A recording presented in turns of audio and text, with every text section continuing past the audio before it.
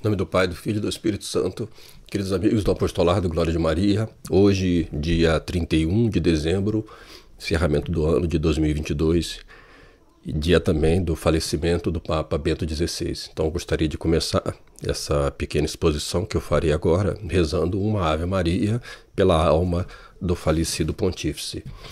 Ave Maria, cheia de graças, o Senhor é convosco, bendita sois vós entre as mulheres e bendito é o fruto do vosso ventre, Jesus. Santa Maria, Mãe de Deus, rogai por nós, pecadores, agora e na hora de nossa morte. Amém. Em nome do Pai, do Filho e do Espírito Santo.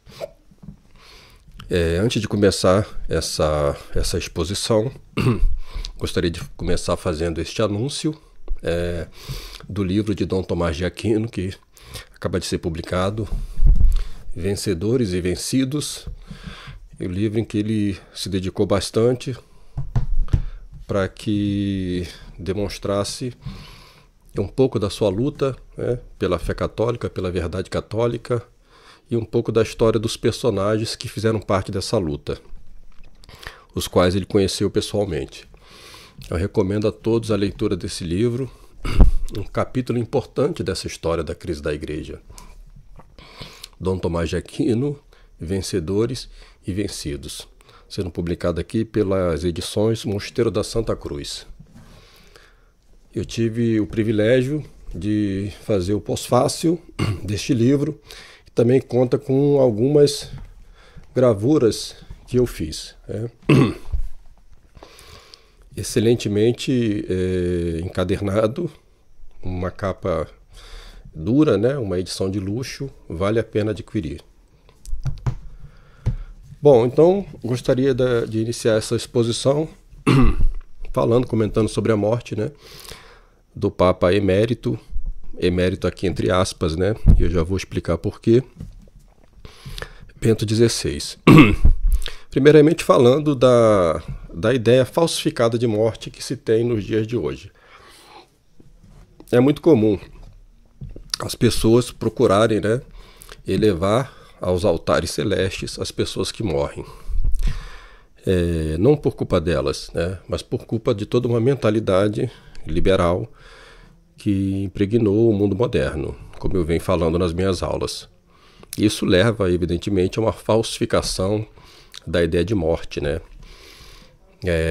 Aquilo que se tem, não só pela teologia sagrada, mas também pela própria razão natural, como demonstrava o filósofo pagão Aristóteles, de que a nossa vida, ela necessariamente, ela não se encerra como se encerra uma peça de teatro. As pessoas hoje tendem a pensar que a morte de uma pessoa é como se fosse o fechamento das cortinas de uma peça teatral que vai terminar, inevitavelmente, com os aplausos do público. Então, é muito comum hoje nos enterros nós vermos as pessoas, ao serem descidas à sua sepultura, serem aplaudidas. Ora, nenhum de nós sabe se é digno do amor ou da ira de Deus. Então, não nos apressemos com esse juízo beneplácito de ideia de salvação universal. Infelizmente, ou felizmente, a realidade é bem diferente. A realidade é bem outra. Então é preciso rezar pelas pessoas, sempre. Por isso eu iniciei essa minha aula de hoje fazendo uma oração pela alma, rezando uma Ave Maria pela alma do Papa Bento XVI. Ao invés de nos apressarmos a colocá-lo no céu, como tem acontecido com outros, como foi o caso agora da morte Monsenhor Jonas Abib, que já estão se apressando para canonizá-lo também, rezem por ele, rezem pela alma dele, não esqueçam de fazer isso. Ele vai ficar muito agradecido se, ao menos, for digno da justiça beneplácita de Deus e salvando sua alma ao menos no purgatório. Então devemos rezar uns pelos outros sempre. Essa espécie de moda de aplaudir os mortos não é católica e não é digna dos mortos. Bom, dito isto, gostaria então de começar a falar um pouquinho, né, sobre o personagem, a pessoa de Joseph Ratzinger, e que mais tarde seria o Papa Bento XVI. Um breve pontificado, o pontificado de Bento XVI. Ele foi o sucessor de João Paulo II, mas durante o pontificado longo de João Paulo II, ele foi, por assim dizer, a eminência parda. Antes de falar um pouquinho sobre Joseph Ratzinger e um pouquinho da sua teologia, que é o que nos importa, né? Vamos nos ocupar menos da pessoa e mais da doutrina. E vamos falar um pouquinho do pontificado dele, do breve pontificado. Porque ele vai ser o sucessor de um papa muito popular, extremamente popular, que foi João Paulo II. Um papa que havia há pouco sido identificado como o Papa de Fátima. Aquele papa cuja mensagem de Fátima, pelo menos a terceira parte da mensagem, que fazia referência ao bispo vestido de branco e que depois cruzaria uma cidade em ruínas para morrer no alto de uma colina. Em 2000, o Vaticano revelou essa terceira parte. Nós já vimos que ela é autêntica, né? Os peritos em caligrafia atestaram isso. Esta sim foi escrita pela irmã Lúcia, verdadeira. E, no entanto, a interpretação que foi dada a essa terceira parte da mensagem procurou colocar como protagonista dessa visão, né, o Papa João Paulo II. Então, João Paulo II vai finalizar o seu pontificado ainda envolto, né, nessa aura de ser ele aquele que finalizava uma profecia, a profecia de Fátima.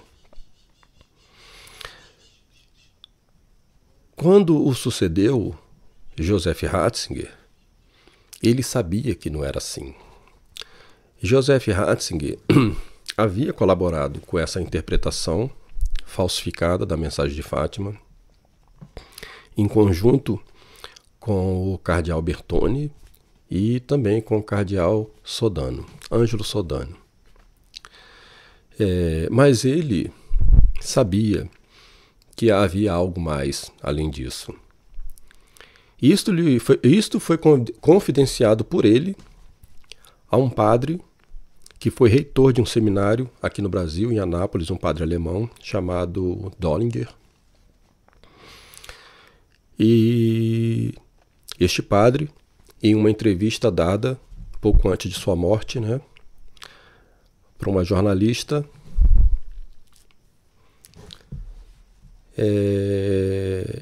afirmou que Bento XVI teria dito para ele que, de fato, havia algo mais no segredo que não havia sido revelado pelo Vaticano. E o próprio Ratzinger, quando se torna Papa, Bento XVI, ele vai a Fátima e vai dar uma entrevista. E nessa entrevista ele vai, de fato, né, afirmar que ainda não se realizou todo o mistério de Fátima e que o mistério de Fátima se realiza no próprio sofrimento da Igreja e que a causa do sofrimento da Igreja parte dos pecados da própria Igreja. Isso nos faz retornar à eclesiologia que permeou a vida de Joseph Ratzinger.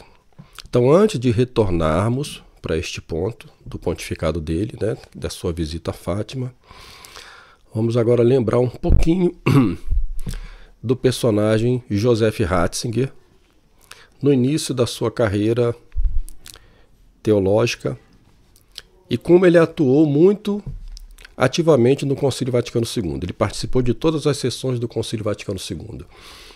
E foi dele, embora fosse jovem, se não me engano com 35 anos de idade, era uma figura jovem entre figuras de um grande escalão de progressistas modernistas que dominavam o concílio. Entre eles, Karl Rahner, Cardeal Friggs, de Colônia, né? Do qual, se não me engano, Ratzinger chegou a ser secretário dele. Já falei também numa outra aula que o próprio Ratzinger foi que fez o corpo que serviu de inspiração para o discurso de inauguração do concílio do Papa João XXIII. Então, a ideia de uma nova igreja, essa ideia de um concílio eclesiológico, ela vem exclusivamente de Joseph Ratzinger. E mais do que isso, Joseph Ratzinger vai extrair a sua eclesiologia de um herege donatista lá do século IV, chamado Ticônio, que era africano. Essa tendência que os modernistas têm, de buscar o que eles chamam de teologia das fontes. Então eles vão procurar retornar para as fontes primárias, passando, por toda a construção e desenvolvimento teológico da igreja medieval, sobretudo, da igreja escolástica. Então eles vão retornar no tempo para fazer esse tipo de arqueologismo que foi condenado, pela igreja. Que é sempre um perigo nisso, Então você vai ressuscitar os hereges, Então é o que acontece aqui com o Ticônio. Ticônio foi um teólogo da época de Santo Agostinho. Ticônio tinha uma ideia muito peculiar. Isso era uma consequência, da sua adesão à heresia donatista. Heresia donatista, já explico aqui, ocorreu sobretudo durante a perseguição de Diocleciano, no século III, imperador Diocleciano, onde muitos católicos, diante da perseguição, da tortura, renunciavam à fé, renegavam a fé para não morrerem e não sofrerem. Depois, arrependidos, retornavam à fé católica e eram admitidos novamente. E aí os donatistas eram contra a que se dessem sacramentos para estas pessoas que haviam apostatado e depois se arrependido. Quer dizer, eles não aceitavam arrependimento. E os donatistas também eram contra que padres, bispos que haviam caído em apostasia durante a perseguição continuassem exercendo suas funções eclesiásticas. Claro que uma heresia condenada, mas desta ideia donatista é que Ticônio vai tirar a sua ideia eclesiológica, da qual virá também a ideia de Joseph Ratzinger, como se pode ver nesse livro aqui. Esse aqui está em espanhol, é o Novo Pueblo de Dios, mas vocês podem encontrar em português, o Novo Povo de Deus, onde ele vai expor muito claramente o que eu vou dizer aqui. Então, para Ticônio, a cidade de Deus, ele via a igreja como um corpo bipartido. Observa bem que Ticônio não vai fazer a distinção que eu já fiz aqui em outras aulas, e que Santo Agostinho vai corrigi-lo fazendo, separando cidade de Deus, cidade dos homens. Para Ticônio, cidade de Deus, cidade dos homens, compunha o mesmo corpo da igreja, porém dividido. Ou seja, você tinha dentro da igreja uma igreja pecadora e uma igreja santa. Uma igreja de Cristo e uma igreja de Satanás. Santo Agostinho vai corrigir isso e vai dizer que esta igreja de Satanás, a chamada cidade dos homens, ela não pertence à igreja. Ela está fora da igreja porque rejeita fazer a vontade de Deus. Mesmo que seus membros sejam membros da igreja, mas estão como que mortos, porque eles não estão em comunhão com a alma da igreja. Ticone não faz essa distinção. Para Santo Agostinho, existe a cidade de Deus, aqueles que estão em consonância com a vontade de Deus, e a cidade dos homens, aqueles que se rejeitam a fazer a vontade de Deus para fazer a sua própria vontade. É esta revolta permanente do homem que quer a sua vontade ao preço da vontade de Deus é que estabelece o conflito da história que nosso Senhor Jesus Cristo vai determinar entre seu corpo místico, a sua igreja, e aquela sinagoga de Satanás. Ou seja, aqueles homens que, obstinados em seu erro, perseguem a verdade revelada.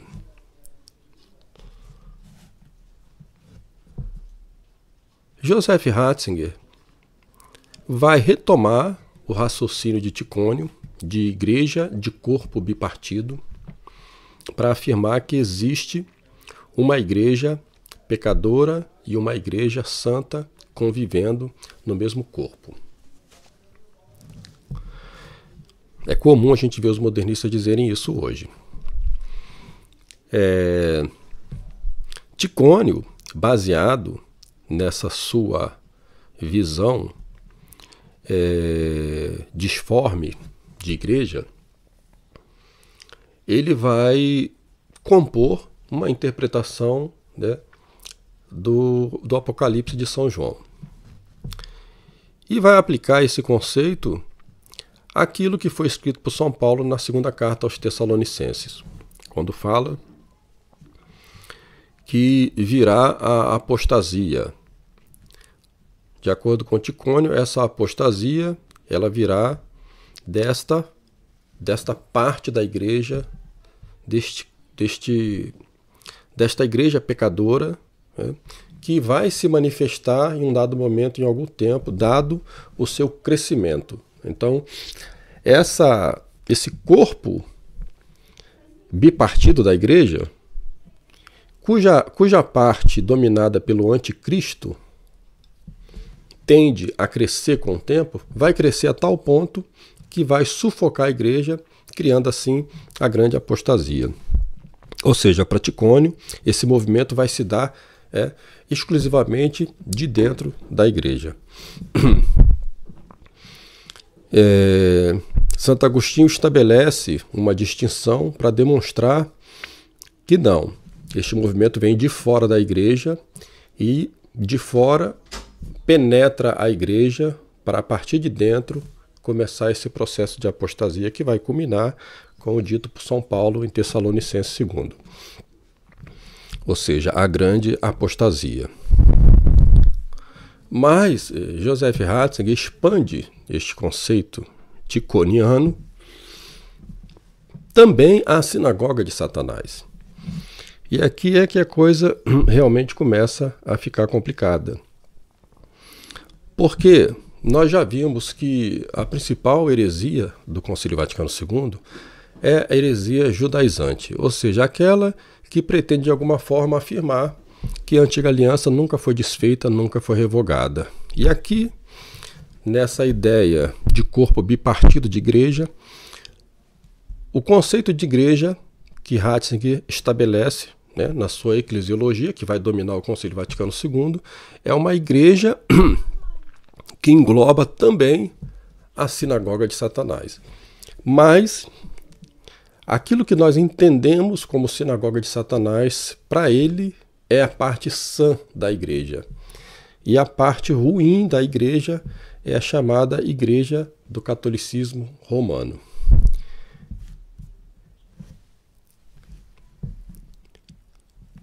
É interessante notar que a data da morte de Joseph Ratzinger, dia 31 de dezembro, dia de São Silvestre.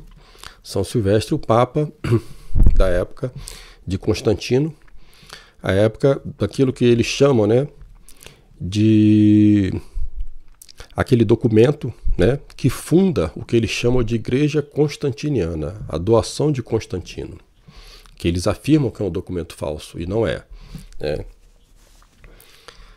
E a partir daí, segundo eles, os modernistas, incluindo, né, Joseph Ratzinger, teria se formado uma igreja constantiniana que duraria até o Concílio Vaticano II.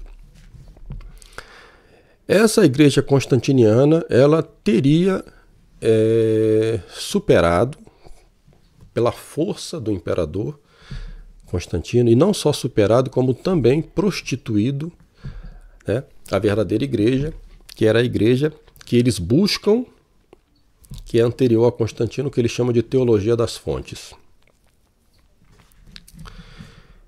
Então, é interessante notar, né, que a data de falecimento de Bento XVI é a mesma data de falecimento de São Silvestre, que é o Papa da doação de Constantino. Eu já vou retornar a esse ponto aí também, para a gente poder tentar fechar o nosso raciocínio aqui. Então eu estou simplificando, fazendo uma simplificação porque questões teológicas são sempre muito complexas, né? Então é bom que leiam o livro, né? O Novo Povo de Deus, e vocês vão encontrar aqui com mais detalhes o que eu estou falando. E também é bom que leiam também os outros livros, né, de Joseph Ratzinger, para a gente entender o que foi a vida de Joseph Ratzinger enquanto teólogo, enquanto atuante no pré-concílio, no Concílio Vaticano II e no pós-concílio, visto que no pós-concílio ele foi a figura mais atuante. Podemos dizer que, de fato, né, no pós-concílio, o embate entre aquilo aquele que deveria salvar a igreja ficou entre Dom Lefebvre e aquele que pretendia salvar a igreja, mas na sua concepção de salvação de igreja, de acordo com a teologia ticoniana, Joseph Ratzinger. Então o grande embate pós-conciliar foi entre esses dois homens, né? Joseph Ratzinger e Dom Marcel Lefebvre. Dom Marcel Lefebvre, consciente de que deveria salvar a igreja, fazendo uma ação, né, de humildade por amor à igreja, de 2000 anos de igreja, e Joseph Ratzinger pensando fazer a mesma coisa, mas numa ação de orgulho, porque ele não buscava salvar a igreja de 2000 anos. O que ele pensava era buscar aquela igreja da teologia das fontes, né, baseado numa teologia herética, né, de Ticônio. Creio que já está dando mais ou menos para a gente entender o quadro que eu estou desenhando aqui. Então, nessa igreja bipartida, inclui-se aí a sinagoga de Satanás como a parte boa da igreja. E a parte ruim da igreja é a igreja constantiniana, que deveria ser abatida, né, no Concílio de Trento. E que no Concílio de Trento, perdão, né, no movimento de Revolução Protestante. O Concílio de Trento acabou sendo uma barreira para isso, e segundo o Concílio Vaticano II, acabou impedindo por 500 anos que a igreja constantiniana tivesse acabado, né? E o que eles vão fazer efetivamente no Concílio Vaticano II. É por isso que eles vão afirmar que o Concílio Vaticano II é o fim da Era de Trento. E é por isso que o Concílio Vaticano II se concentrou em estabelecer uma nova eclesiologia. Agora, essa eclesiologia é fundamentada numa heresia judaizante, ou seja, ao retornar às fontes, retorna-se também ao caráter judaizante dos primeiros hereges.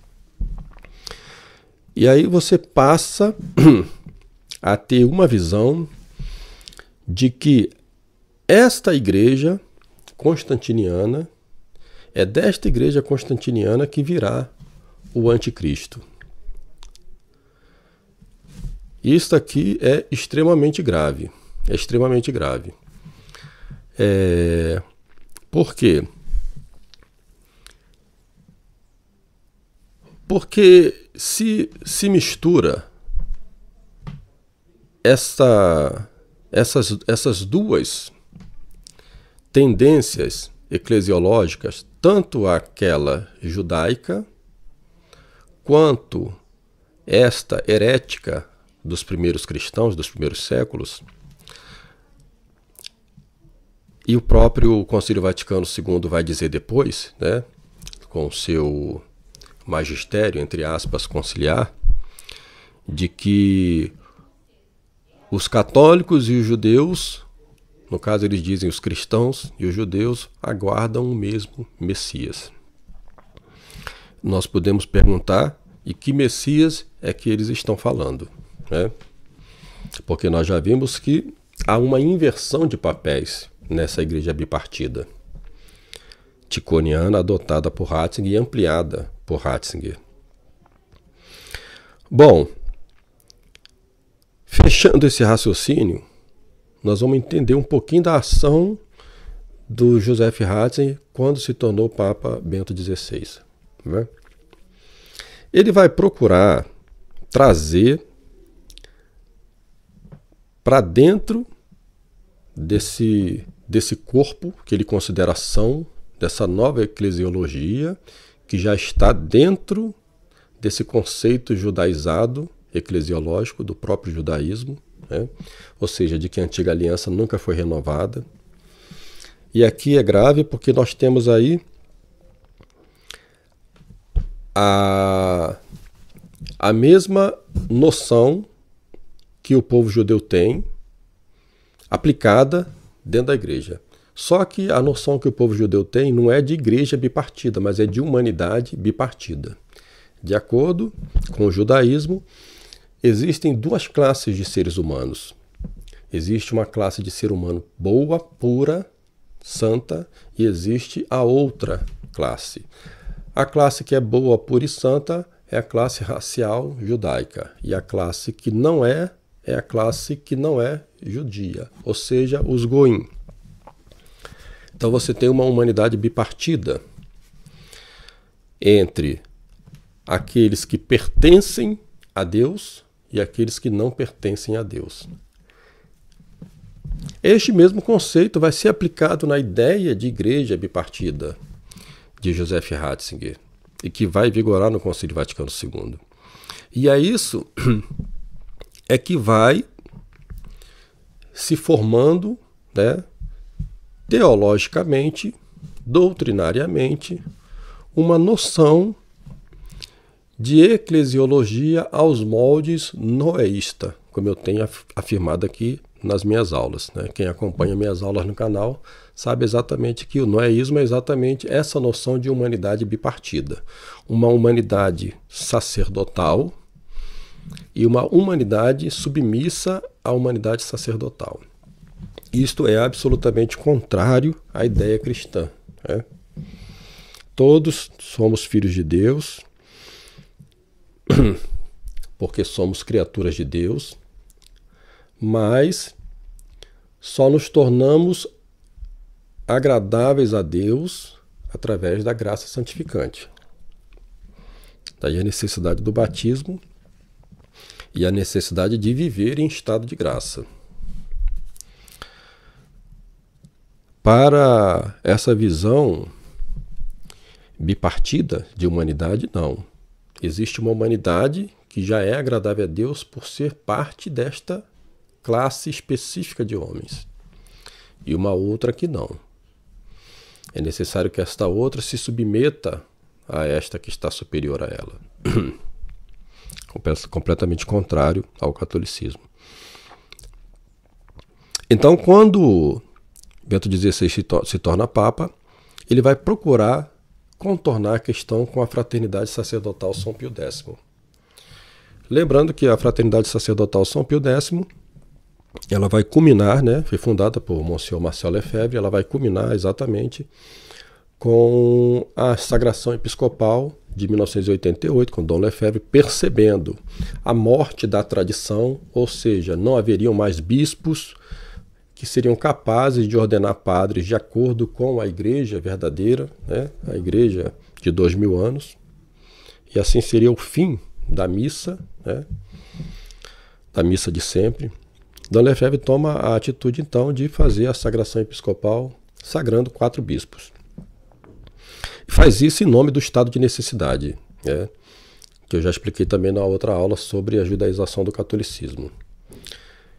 O estado de necessidade foi usado também pelo próprio João Paulo II enquanto ele era bispo na Cracóvia. Durante seu bispado na Cracóvia, a Polônia estava sob regime comunista. O Papa Paulo VI, simpatizante aos regimes comunistas, havia proibido que os bispos poloneses sagrassem, ordenassem ou sagrassem padres ou bispos na Polônia. A ideia de Paulo VI era que diminuísse o corpo eclesiástico na Polônia de ocupação comunista. Evidentemente que João Paulo II não obedeceu ao Papa Paulo VI e sagrou bispos e ordenou padres. É interessante notar que naquele momento, para João Paulo II, havia um perigo para a fé, que justificava o estado de necessidade e a jurisdição de suplência. E ele considerava que esse perigo para a fé era o comunismo. Por isso, então, ele vai usar do estado de necessidade para evocar a jurisdição de suplência e vai ordenar e sagrar bispos na Cracóvia. Quando Dom Lefebvre fizer isso, em 1988, João Paulo II, que havia usado desse mesmo recurso, válido, lícito, louvável, não vai aceitar, porque desta vez Marcel Lefebvre apontava que o perigo para a fé não era só o comunismo, mas era a própria Igreja Conciliar.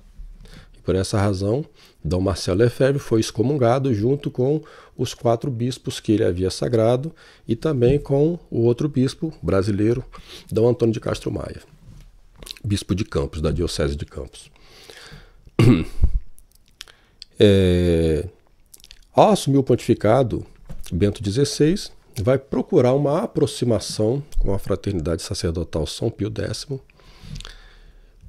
para tentar contornar este problema e, de alguma forma, trazer a tradição representada pela Fraternidade Sacerdotal São Pio X, que é uma coisa imensa, de volta para essa nova igreja, para esse novo conceito de igreja, que eles chamam de povo de Deus, daí porque o nome do livro se chama O Novo Povo de Deus. Trazer a fraternidade e assim você resolveria a questão de Dom Marcel Lefebvre.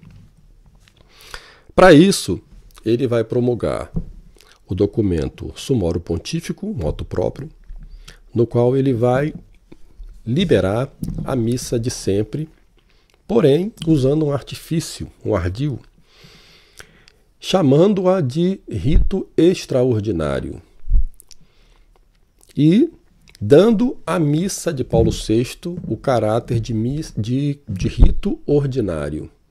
Ou seja, todos aqueles que aceitaram de bom grado este documento reconheceram que a missa de sempre, que havia sido perseguida por Paulo VI e por João Paulo II, poderia agora ser rezada sem a permissão do bispo local, porém como rito extraordinário. Ou seja, haveria que ter uma aceitação implícita de que o rito verdadeiro, ordinário, da igreja é a missa de Paulo VI. Todos os que aceitaram isso, aceitaram essas condições.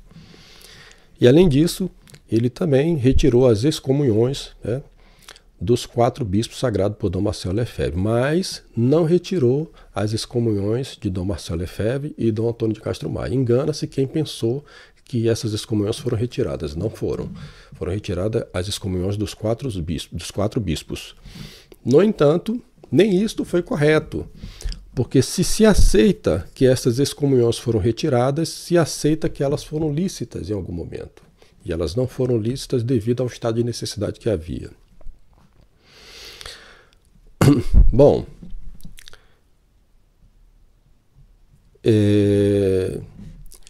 Joseph Ratzinger, enquanto Papa Bento XVI também passou a se ver como o Papa de Fátima. A mesma ideia que teve João Paulo II, depois do atentado de 13 de maio de 1981 na Praça de São Pedro, quando ele passou a se ver como o bispo, né, vestido de branco, da mensagem de Fátima, agora Joseph Ratzinger também se via como esse Papa de Fátima. Não o bispo vestido de branco, mas o Papa de Fátima. E quem compartilhou dessa ideia também foi o professor Orlando Fedeli, que também acabou acreditando que o Papa Bento XVI realmente era este Papa da profecia de Fátima, do terceiro segredo de Fátima. Novamente, para entendermos, né, essa concepção do Bento XVI com relação a Fátima, precisamos entender novamente a igreja bipartida ticoniana. Na visão do terceiro segredo, revelado pelo Vaticano em 2000, fala-se primeiro de um bispo vestido de branco que é visto como um reflexo no espelho. Então, a interpretação de Ratzinger, segundo se pode concluir, é de que este bispo vestido de branco, de fato, não é o Papa. Por isso, a irmã Lúcia não se refere a ele como Papa. Ela diz, tivemos a impressão de que era o Santo Padre.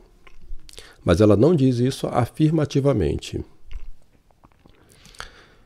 Segundo essa interpretação ticoniana, este bispo vestido de branco seria o representante desta parte ruim da igreja, desta parte pecadora da igreja. E mais adiante, haveria, sim, a figura do Papa, e aí sim a irmã Lúcia se refere como Papa, que vai subir a colina e vai morrer aos pés da cruz. Então este Papa que sofre, e que reza, morre pela igreja. Ou seja, este Papa representa a parte sã da igreja, aquele corpo que pertence de fato a Cristo, não aquele que pertence ao anticristo. Isso talvez ajude a entender o ato de renúncia do Bento XVI e como ele se coloca como Papa emérito. Ou seja, ele renuncia, como ele disse, né?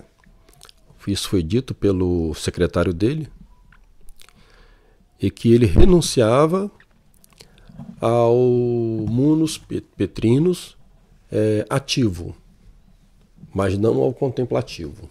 Ou seja, ele continuaria sendo Papa para rezar pela igreja.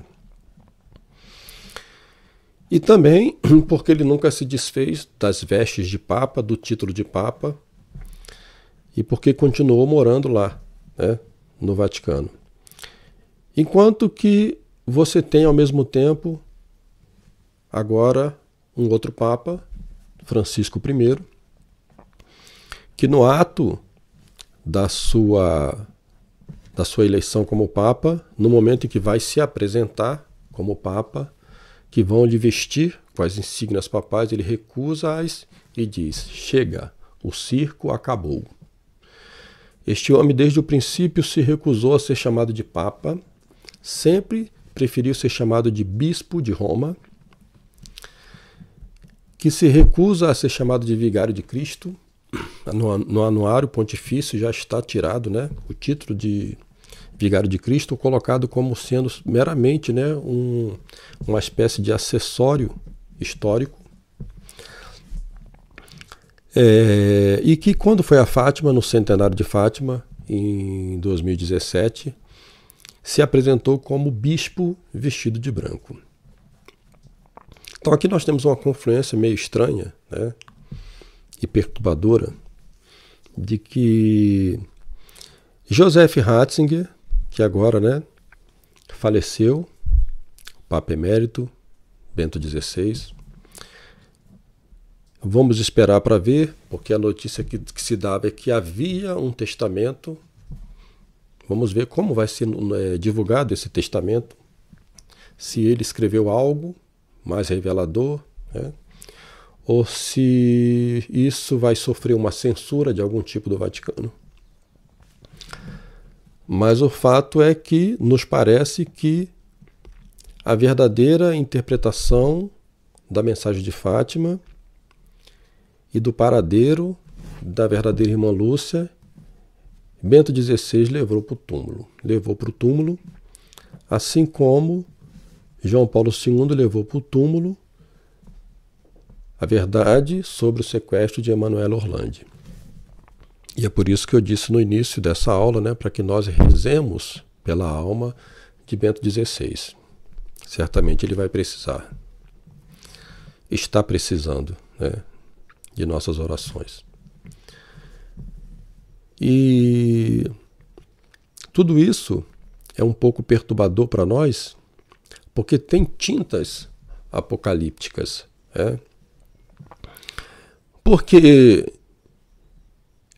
este homem, Joseph Ratzinger, se via de alguma maneira como alguém que ia salvar a igreja, mas de uma concepção de igreja que era própria dele, que ele havia extraído de uma concepção herética de igreja e de uma má formação judaizada, teológica, que fazia dele um grande judaizante também.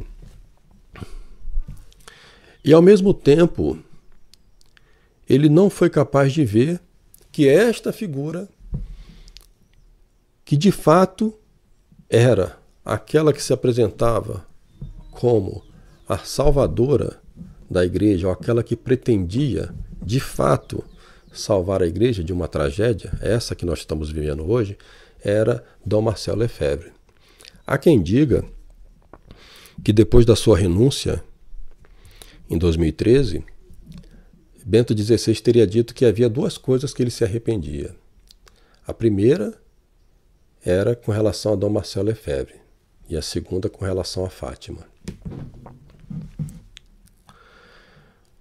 Bom, meus amigos, gostaria de terminar então esta pequena aula, né, pedindo novamente que continuemos rezando por Bento XVI, para que ele de fato tenha se arrependido dos seus erros, dos erros da sua doutrina e da influência poderosa que essa doutrina exerceu durante o Concílio Vaticano II e, sobretudo, durante o pós-concílio. E ele participou muito ativamente do pontificado de Paulo VI, pontificado de João Paulo II, e depois seu próprio pontificado, e ainda, né, como uma espécie de sombra no pontificado de Francisco I. No entanto, agora se coloca diante de nós uma situação inusitada, porque a pergunta que se pode fazer é: o seu rito funeral será feito como de um papa ou como de um cardeal? Se for como de um papa, será uma situação inquietante, porque nós teremos um papa assistindo o funeral de outro papa. E como Francisco declarou no dia em que ele foi anunciado como papa que o circo havia acabado, pode ser para ele um gesto simbólico de enterrar junto com Bento XVI o próprio papado. Que isso não aconteça, porque nosso Senhor Jesus Cristo prometeu que as portas do inferno não prevaleceriam sobre a sua igreja. E que isto não aconteça, que ele não seja levado por essa tentação.